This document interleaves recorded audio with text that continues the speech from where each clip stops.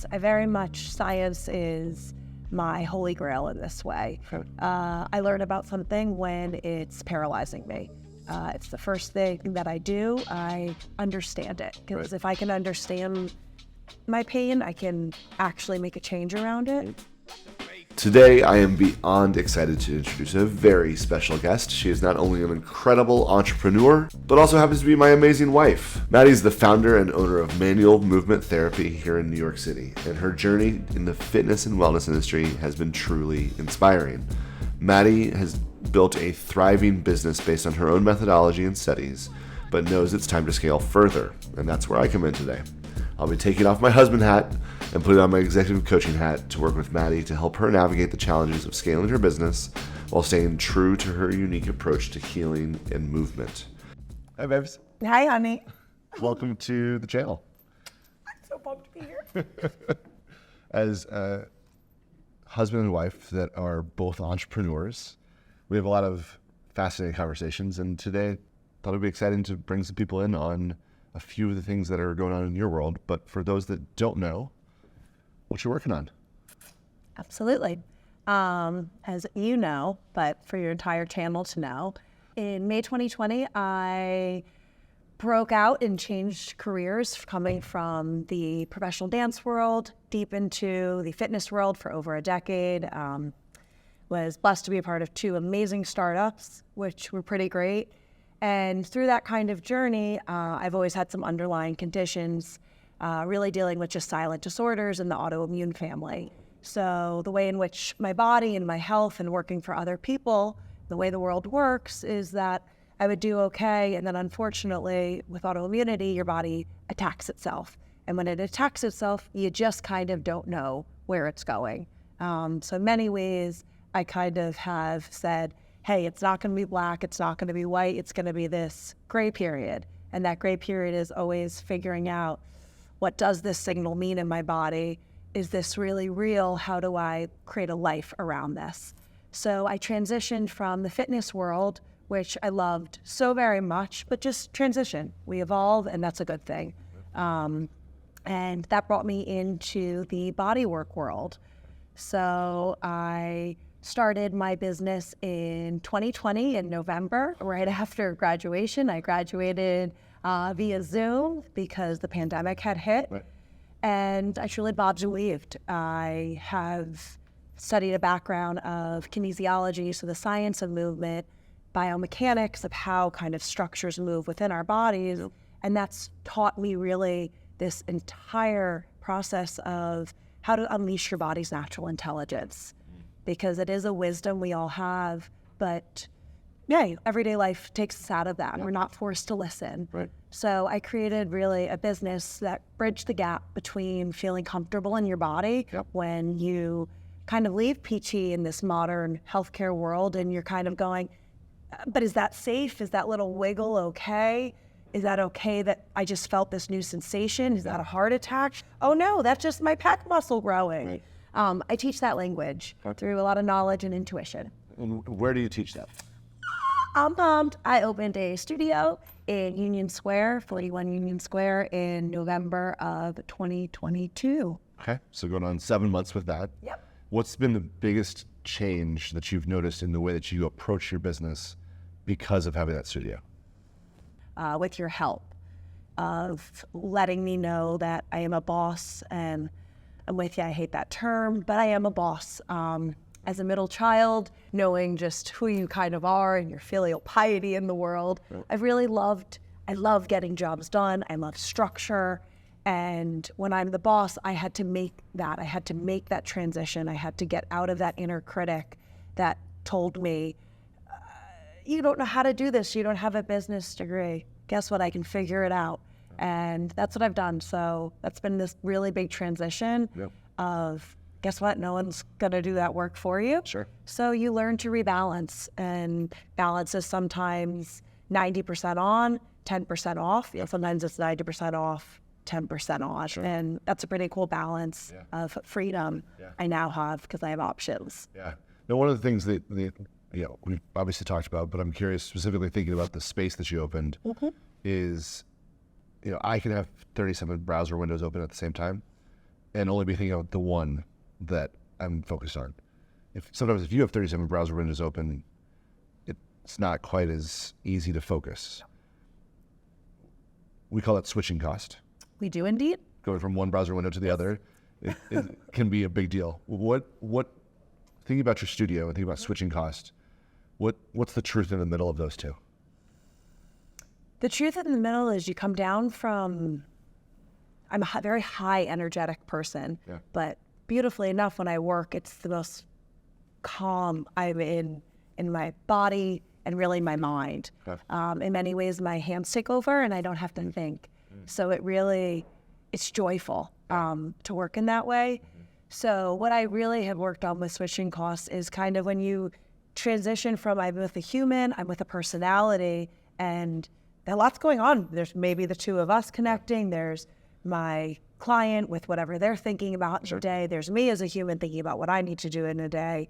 And sometimes I get overwhelmed with all of those fake people in the room and learning I don't serve all of those people at the same time. So when I've worked out a lot of just rituals that have helped. Someone leaves, I wash my hands. That's washing a session away. I always know what I'm doing next between those transition times. So even with a client bye, I put my laptop right out so that when I walk in, I have to do what I said I was doing on the laptop.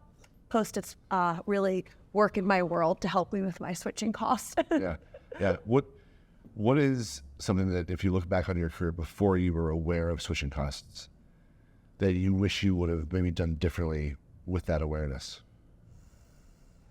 Oh, I wish I could have years ago. And it was just a personality. It was never any specific boss, but you think sometimes you're owned by people. You care about the happiness of others. As an empathetic human, and really my biggest gift, but also my biggest crutch in this world, that keeps me a mess sometimes. But it's not forgetting that I'm still number one, regardless if you work for other people. You're not in charge of someone else's happiness. Going back to switching cost, tabs get closed. Once you do the task, you have to release that task from your mind because it's up to the other person to decide how they're going to react. But thinking about how they're going to react gets you nowhere. Sure. Growing up in a family of entrepreneurs. Yes, I have. You probably always had an idea that maybe one day you would run your own company, but you mentioned being a part of other people's companies on your path to here. Yeah. What would you say to somebody, or what is something that you've thought about for yourself in hindsight of the entrepreneurial tendencies you had within other people's organizations? How did that show up, and how did it make you better at what you were doing at the time? In many ways, I think it was the developing aspect of it. I think regardless of the role I was ever in, I was always 10 steps ahead. It's how my brain works. It was knowing what that call to action was before I knew what the call to action meant. I was not in the business world in the sense of these CTAs and KPIs and ROIs, but I also was just doing it naturally, inherently. And I wish I could have realized that earlier in life, just because confidence is the key in many ways. You have to believe in yourself, and I truthfully don't think I always believed in myself, though my outer shell really always looked like I did, I think. Being a solopreneur, what do you do about confidence now? Mantras. I do a lot of mantras. Science is my holy grail in this way. I learn about something when it's paralyzing me. It's the first thing that I do. I understand it, because if I can understand my pain, I can actually make a change around it. So with being a solopreneur, guess what? There are friends all around you. Music is your friend. Songs can change. I call them just, little earworms. Just listening to a powerful song for a moment can help you. I do breathing exercises. I use the Calm app quite a bit to just watch simply inhaling through a circle and exhaling. Obviously, I teach breathing exercises for a living, but guess what? You can't always fix the system in the system that created it. Sure. We do need outside tools. Sure. So telling you about my day every day and you listening every day is a tool that is probably most helpful. Yeah. I think that something that I've been incredibly impressed by, but is just the way that you've had clients be willing to follow you through a lot of different transitions and kind of bobbing and weaving. Yeah. How are you bobbing and weaving right now? I am in another bob and weave. I'm in this time of life of which way do I kind of scale in this way? You start to work with people in chronic pain and trends start to happen.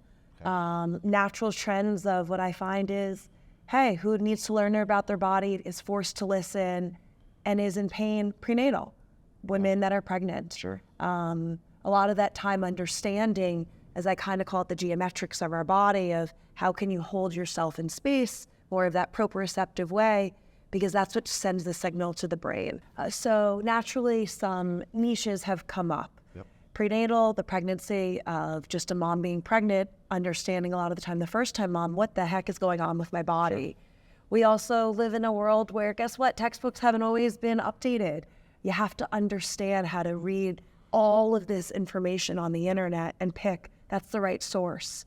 Right now, there's so much stimulus and tabs are not updated. A lot of us read the first thing we read on Google, and that's dated information. Yeah. So I think it's really about understanding where are you getting that source from so that you can really understand the right people in your life. Sure. So pregnancy comes into that play. Postpartum, I call it the fourth trimester. Okay. It's very underspoken about. You're going through recovery, you're going through trauma. Pregnancy is a trauma. Sure. Trauma does not have to be a negative word, but it is a trauma to our system. Right. Our system is not going to go back the same way, but we don't give people the tools to figure that out. Yeah. So right now, in kind of you saying, hey, where am I getting bob and weave? Naturally, there's also other people in pain. I was in the dance world. I was in the fitness world. Those are my sport medicines that kind of break up my day. Sure. So I am in this time of life where do I just niche and work with a specific group? Right. Or do I still hold space for some different energies that just help to break up the day? Because there are limitations to how many hours Yes.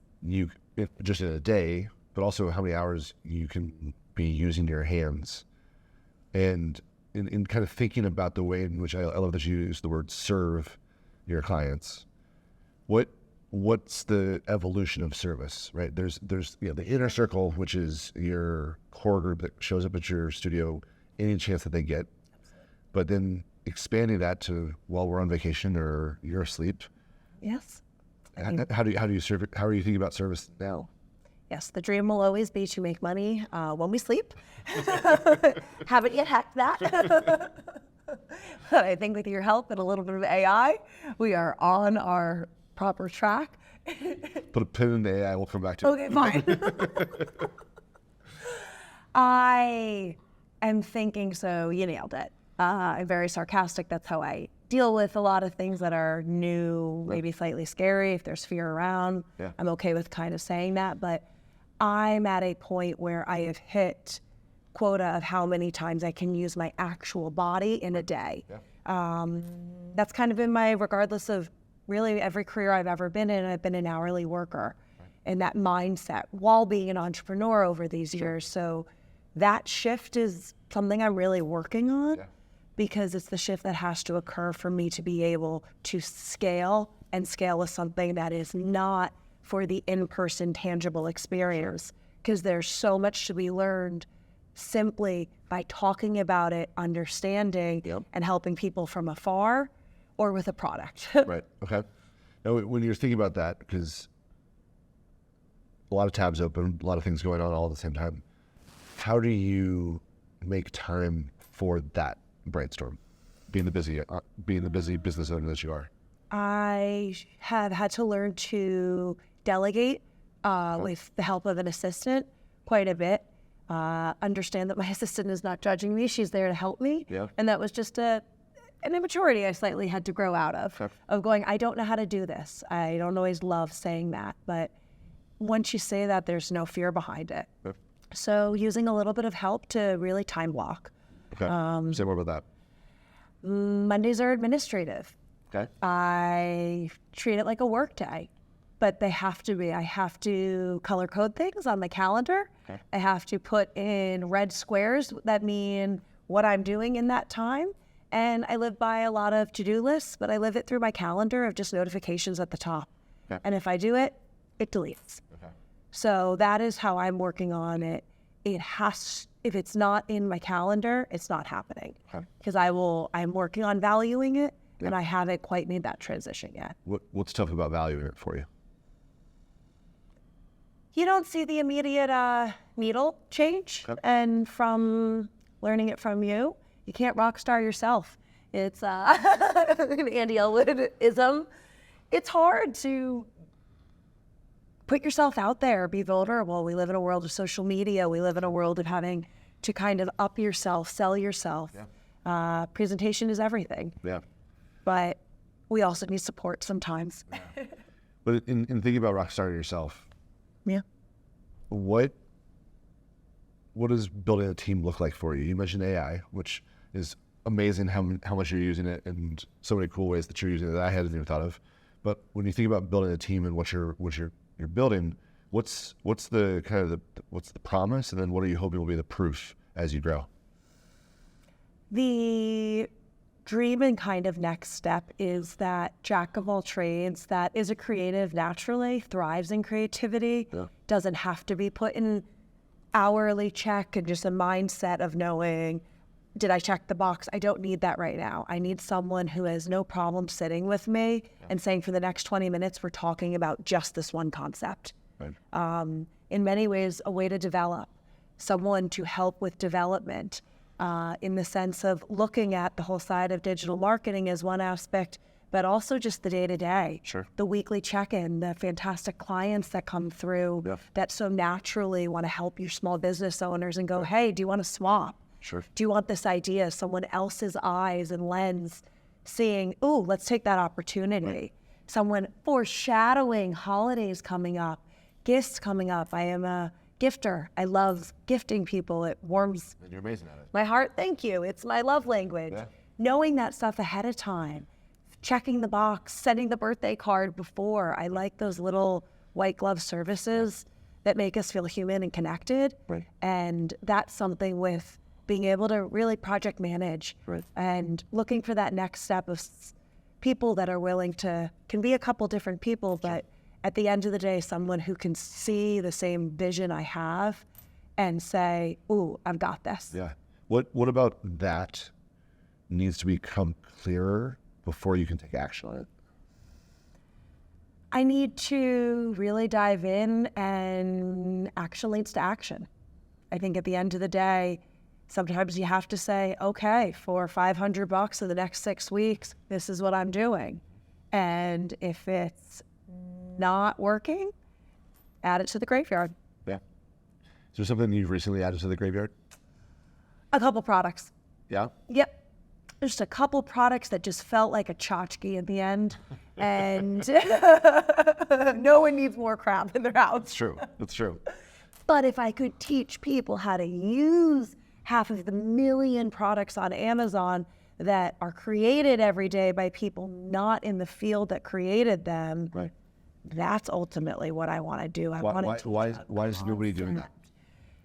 Because there's people creating products that are not in that field. Hey, we live in Amazon. There's 17 pregnancy pillows. They all are a J. You think your head's supposed to go in the J. Nope, it's supposed to go the opposite way. But no one stops it, and then you buy a new product. We get those dopamine hits. You go, ooh, that's going to be it. Right. That's going to be it. I haven't figured out that side of the product in that way. Right. With so many possibilities, how do you choose? My gosh, science and gut at the end of the day, right? What's in the middle of science and gut? You. You. Us. Us. If we think about science and gut, because I think that's a very unique combination, because I think people definitely pick one side or the other. Yeah. Right? Are you aware of times when you're more in your science versus times you're more in your gut? Absolutely. When is when? I can feel it in just this moment of my voice just dropped an octave. I refound my sit bones on this chair. Yep. I grounded myself in this moment. When I'm grounded and can feel my structure and my body in place, my mind's at ease. So right now, is coming from a gut work. When I can't feel my gut and I have to go, oof, we need a little bit of facts to help this person click. That is my job as the professional to say, what language can I use for this person to understand it? Right. And we're all different learners, and really understanding. Some of us learn through movement, some of us learn through listening, some of us learn through watching. But hacking that version of the person to give them that biofeedback loop, and especially myself, that's how I know the difference. Yeah. For you, as you kind of think about the next 6 months, right? As we're kind of going to the second half of the year, which do you need to work on more? Get into your science place or get into your gut place? Science. I'm plugged in from the gut standpoint right now. What does getting into your science place look like in the next 2 months? A little bit more research. Realistically, I live through structure, so I do take a lot of courses on the weekend. I learn a lot through dissection, watching dissection with a couple of mentors in my life, and continuing this understanding of the body. So much of what really holds space for me and helps me to see science is that when some of the mentors in my life and really research scientists that are their job is to project and to change the way our kids' future is. It's saying it's not intuition. It's actually science. Don't think it's this magic in you, because there's so much actual factual information. And for us to make a change in this world, you have to help people to understand it first, and not to always listen to that voice inside, because there's a lot of voices inside. And you have to learn and to hone in on the right voice. Right. If someone was watching this conversation and you were able to give them a USB drive and they could open up their head and plug in one skill set or one mindset to allow them to be an entrepreneur within inside of an organization, or to take the step out to build their own thing, what would be the one thing that you would gift them? The power of breath. Breathing is, nothing happens there. We all have fight or flight, and then we all have rest and digest. Just even my body syncing like that. Only change can happen in rest and digest. Nothing can happen in this sympathetic, energetic, talking at this high speed. It's just, we block blood flow, we block oxygen. That's not helping to change things. And guess what? You move too quickly, it's a freeze now. And freeze takes so much more to get out of it.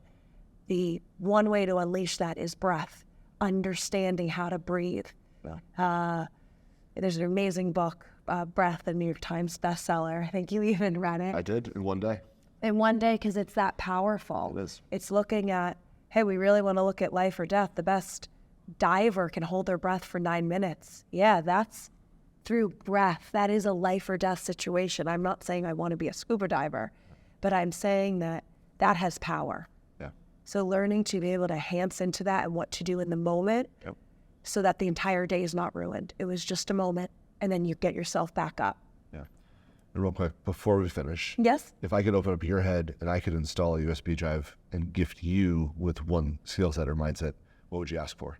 Systems and organization. Amazing. Thank you, guys. You're welcome.